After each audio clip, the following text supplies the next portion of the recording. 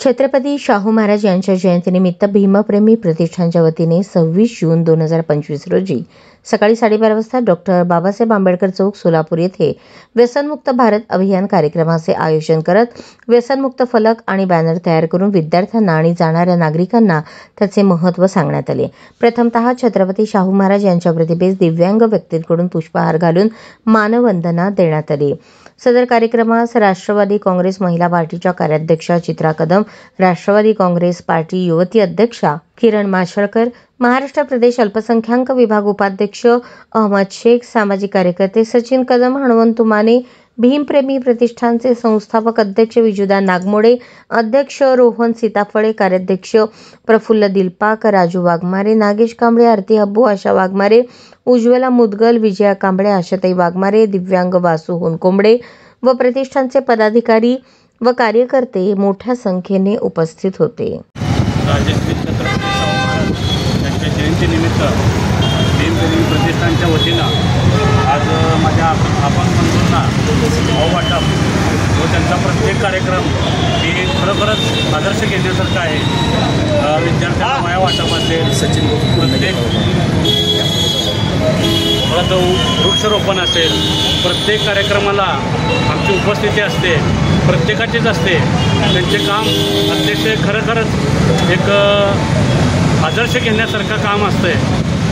प्रत्येक महापुरुषाची जयंती असेल, प्रत्येक महापुरुषाची पुण्यतिथी असेल, ती यशस्वीरित्या त्यांनी पार पाडतात। आणि भीमप्रेमी प्रतिष्ठानच्या वतीनं तुम्ही सर्वजण या ठिकाणी उपस्थित राहिलात त्याबद्दल भीम प्रतिष्ठानच्या वतीनं मी आभार व्यक्त करतो। भीम प्रतिष्ठान यांच्या वतीने आज राजश्री शाहू महाराज यांच्या प्रतिमेला दिव्यांगांच्या हस्ते पुष्पमाळा अर्पण करून आज भीम प्रतिष्ठानच्या वतीनं हा जो कार्यक्रम घेतलेला आहे हा खरेखर उल्लेखनीय कार्यक्रम आहे। कारण का आजकाल प्रत्येक ठिकाणी कोणाची जयंती असू द्या, त्या जयंतीला नगरसेवक, खासदार, आमदार, नेते मंडळी यांच्या हस्ते पुष्पमाळा अर्पण करून जयंती साजरी करत असतात। परंतु भीम प्रतिष्ठान यांच्या वतीने विजुदा नागमोडे यांनी एक दिव्यांगाच्या हस्ते जो कार्यक्रम घेतलेला आहे पुष्पमाळा अर्पण करून, हा खरोखरच एक चांगल्या प्रकारचा कार्यक्रम आहे। या अगोदरसुद्धा त्यांनी दिव्यांगाच्या हस्ते वृक्षारोपण केलेलं आहे आणि वृक्ष लावणं हे महत्त्वाचं नाही, त्याचं जोपासनासुद्धा करणं महत्त्वाचं आहे। आणि ज्या प्रकारे त्यांनी वृक्षारोपण केलं आहे त्या प्रकारे त्यांची जोपासनासुद्धा केलेली आहे। आणि ह्याच्या अगोदरसुद्धा नागमोडे यांनी दिव्यांगाला कुठल्याही प्रकारची अडचण राहिली तर ते समोर जातात आणि दिव्यांगाच्या अडीअडचणी सोडवतात। दिव्यांगाला कुठल्या प्रकारचं म्हणजे उन्हाळ्यामध्ये चप्पल म्हणा आणि थंडीमध्ये ब्लँकेट ह्या प्रकारे वाटप करतात।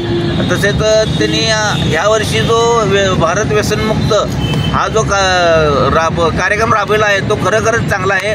आणि खरोखरच भारतात आपल्या व्यसनी भरपूर लोक आहेत, तरी प्रत्येकाने निर्व्यसनी होऊन आपला भारत चांगला सशक्त बनवला पाहिजे। मी या प्रसार माध्यमातून हे संदेश देतो की सर्वांनी खरोखरच व्यसनमुक्त व्हायला पाहिजे।